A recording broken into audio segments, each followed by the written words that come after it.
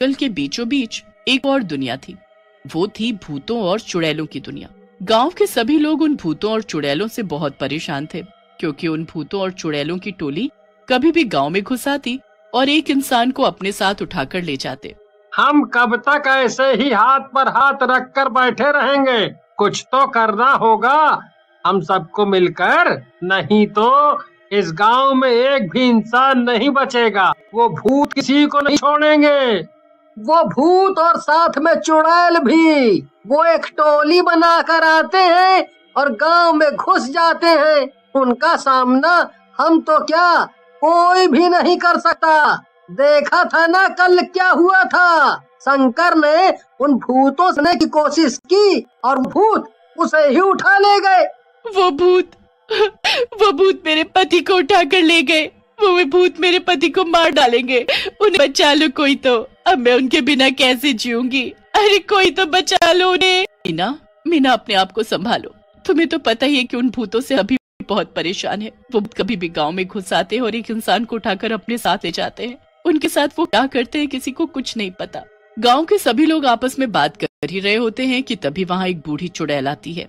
वो देखो चुड़ैल, ये चुड़ैल हमें घूर कर देख रही है। शायद ये अब हम सबको खा जाएगी। डरो मत से, मैं उन चुड़ैलों की तरह बिल्कुल भी नहीं हूँ जो गांव के इंसानों को उठाकर ले जाती हैं। चुड़ैल तो चुड़ैल होती है और वो इंसानों को पहले बातों में इसी तरह बहकाती है और फिर उन्हें अपना शिकार बनाती है। तुम भी बिल्कुल उन्हीं की तरह हो। नहीं, मेरा विश्वास करो, मैं उन जैसी बिल्कुल भी नहीं हूँ। मेरा नाम कावेरी है। मुझे मरने के बाद मुक्ति नहीं मिली और मैं इसी तरह सालों से चुड़ैल बनकर भटक रही हूँ। शायद ऊपर वाले ने मुझे तुम्हारे लिए ही भेजा है, तुम सबकी मदद करने। तुम तो चुड़ैल हो। तुम चुड़ैल होकर हमारी मदद कैसे कर सकती हो? क्या तुम हमारे गांव की औरतों के सभी पतियों को भूतों के पास से वापस ला सकती हो?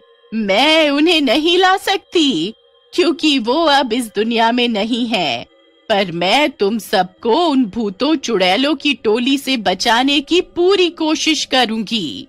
गांव से निकलकर चुड़ैल भूतों और चुड़ैलों की दुनिया में पहुंच जाती है, उनमें घुल मिल जाती है। कावेरी चुड़ैल एक पेड़ के नीचे बैठकर कुछ सोच रही होती है कि तभी वीना नाम की चुड़ैल उसके पास आती है। तुम यहाँ अकेले क्यों बैठी हो? आओ हमारे साथ और मजे करो। देखो उधर, आज हमारी टोली का नंदू भूत खेल में जीता है, इसलिए इंसान को खाने का पहला हक उसका है। उसके बाद हम सब खाते हैं बचा खुचा। बस हम उसकी जीत की खुशी मना रहे थे। अब जल्दी चलो। नहीं, मेरा मन नहीं है। तुम सब खुशी मनाओ जाकर। और वैसे भी मैं इंसानों का मांस नहीं खाती। है? इंसानी मांस नहीं खाती? अगर कल तुम जीती तो तुम्हें इंसानी मांस खाना ही पड़ेगा, क्योंकि ये रूल हमारे सरदार का बनाया हुआ है। उनकी कोई बात हम नहीं टालते। उनके कहने पर तुम्हें इंसानी मांस खाना ही पड़ेगा। नहीं खाया तो सजा मिलेगी। सभी चुड़ैलें कावेरी को इतना बोलकर चली जाती हैं। फिर चुड़ैल गांव में जाती है और एक जगह जाकर बैठ जाती है। क्या हुआ? कहीं इस सोच में तो नहीं हो कि हमसे किया वादा आप कैसे निभाओगी? तुमने खुद ही देख लिया ना कि वो भूत कितने ताकतवर। बैठे होकर चुड़ैल से बातें कर ही रहे थे कि तभी वहाँ भूतों और चुड़ैल की टोली आ जाती है। तुमने हमें धोखा दिया, हमारी तरफ होकर इन गांव के लोगों की मदद करने चली। इसकी सजा तुम्हें जरूर मिलेगी। हाँ, मैं इन गांव वालों के साथ हूँ और इनकी मदद के लिए ही हूँ। मैं इन्हें कुछ नहीं होने दूंगी। आज के बाद तुम इन्हें हाथ भी नहीं लगा सकते। ये गांव हमारा है, इसलिए इस गांव के लोगों पर भी हमारा ही हक है। हम इनका चाहे कुछ भी करें। फिर चुड़ैल और भूतों की टोली के सभी भूतों में बहस जाती है। तभी कावेरी चुड़ैल को एक उपाय सूझता है। हम सब बहस बंद करते हैं और एक कंपटीशन रखते हैं। 15 अगस्त आला है, उस दिन सभी पतंग उड़ाते हैं, इसलिए हम भी पतंग उड़ाएंगे। यहाँ मैं अकेली और वहाँ तुम सब। 2 टीम रहेगी। अगर पतंगबाजी में तुम सब जीते तो ये पूरा गांव तुम्हारा। उसमें रहने वाले हर प्राणी पर तुम्हारा हक होगा। और अगर मैं जीती तो तुम सबको ये गांव तो क्या, जंगल भी छोड़कर जाना होगा। ये तुम बोले जा रही हो? हमने तुम पर विश्वास किया, इसका मतलब यही कि तुम सबकी जानें इन भूतों के हवाले कर दोगी। तुम बस देखते जाओ, इनको लालच देना जरूरी था, तभी तुम्हें भूतों से छुटकारा मिलेगा। हमें मंजूर है। अब हम सब 15 अगस्त के जाएंगे, उसके बाद हम सब मिलकर दावत आएंगे। सरदार, ये तो बहुत ही आसान है।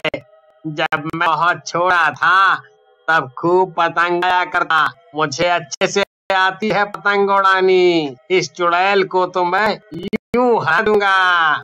सरदार के साथ उसकी टोली भी हंसते हुए वहाँ से चलाती है। ये तुमने क्या कर दिया? अब हम सब मरेंगे, वो भूत में कच्चा खा जाएंगे। ऐसा बिल्कुल भी नहीं होगा।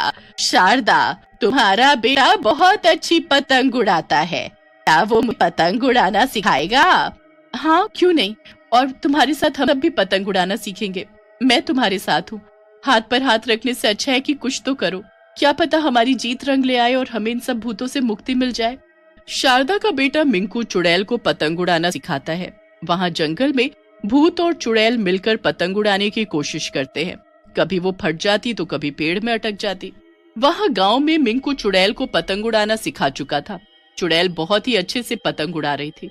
गांव के सभी लोग भी अपनी अपनी कोशिश में लगे हुए थे। कुछ देर ही आखिर वो दिन ही गया। 15 अगस्त। सरदार अपनी टोली के साथ गांव में पहुंच चुका था। इनके हाथों में जो पतंगे हैं वो हमारी पतंगों से काफी अच्छी और मजबूत दिखती हैं। मुझे लग रहा है तो कि ये सब पूरी तैयारी के साथ आए हैं। थोड़ा सब्र करो, चुड़ैल हमारे साथ है। उसने हम सबसे वादा किया हमें बचाने का, जरूर बचाएगी हमें। तो फिर शुरू किया जाए कंपटीशन। ये तो बाद में पता चलेगा, अब आधे रहना तुम। सभी भूत और चुड़ैल अपनी पतंगों को आसमान में उड़ाने लगते। आसमान पतंगों में क्या था, चुड़ैल एक के बाद एक पतंग काटी जा रही थी। ये सब देखकर सरदार को बहुत गुस्सा आ रहा था। मूर्खों, जरा ढंग से उड़ाओ अपनी पतंगे। वो चुड़ैल हमारी पतंगे काटे जा रही हैं। ऐसे तो हम हार जाएंगे और वो जीत जाएंगी। सरदार अपने मुंह से बहुत तेज हवा फूंकता है। हवा के कारण चुड़ैल की पतंग दूसरी दिशा में चली जाती है और एक पेड़ पर अटक जाती है। ये क्या, हवा का रुख तो इस तरफ है, फिर मेरी पतंग गलत दिशा में कैसे जा सकती है? कहीं इसमें इनकी कोई बेईमानी तो नहीं? हाँ, मैंने देखा, वो बड़े वाले भूत ने फूंक मारकर हमारी पतंग को पेड़ में अटकाया है। अच्छा, तो ये बात है, इन्हें तो मैं बताती हूँ अभी। तभी चुड़ैल को अपनी चुड़ैल सहेलियों का ध्यान आता है जो उसी पेड़ पर रहती थी। चुड़ैल उन सभी को याद करती है। वो सभी चुड़ैल उसके सामने प्रकट हो जाती हैं, पर उसके अलावा किसी को दिखाई नहीं देता। मैं बहुत बड़ी दुविधा में फंसी हुई हूँ, क्या तुम सब मुझे जिताने में मेरी मदद कर सकती हो? हाँ, क्यों नहीं, ये तो बहुत ही आसान है। 3 चुड़ैल हवा में घुल जाती हैं और पतंग की ताकत बन जाती हैं। तभी पतंग आसानी से पेड़ से उतर जाती है। उसके बाद चाकू की तेज धार की तरह पतंग सरदार के सभी भूतों की पतंग एक के बाद एक काट डालती है। ऊपर आसमान में बस एक ही पतंग लहरा रही थी, वो ही चुड़ैल की पतंग। पूरा गांव चुड़ैल की जीत पर तालियां बजा रहा था और सभी बहुत खुश थे। सरदार, मैं जीत गई। अब तुम अपना वादा पूरा करो। ये गांव और जंगल छोड़कर तुम सबको यहाँ से अभी जाना होगा। अब तुम सब आजाद हो। वो भूत तुम्हारा अब कुछ नहीं बिगाड़ सकते। मेरा काम पूरा हुआ, इसलिए मुझे अब जाना होगा। चुड़ैल अपनी सहेलियों को धन्यवाद करती है और वहां से चली जाती है।